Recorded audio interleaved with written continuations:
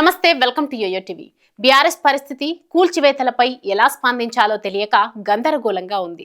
ఓవైపు తమ party నేతల్ని target చేస్తున్నారని అంటున్నారు. మరోవైపు రేవంత్ పై ఆ పార్టీలోనే వ్యతిరేకత పెరుగుతుందని అనుకుంటున్నారు.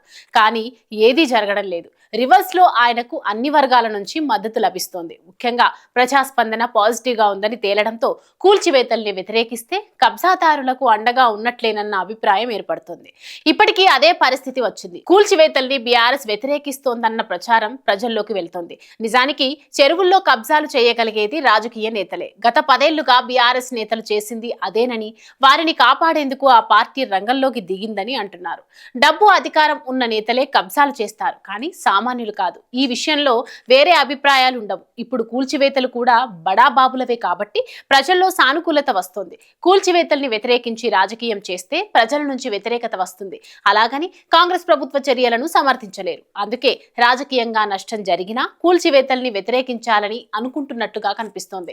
పేదలు బీఆర్ఎస్ నేతలను టార్గెట్ చేశారని ప్రచారం చేసుకుంటున్నారు.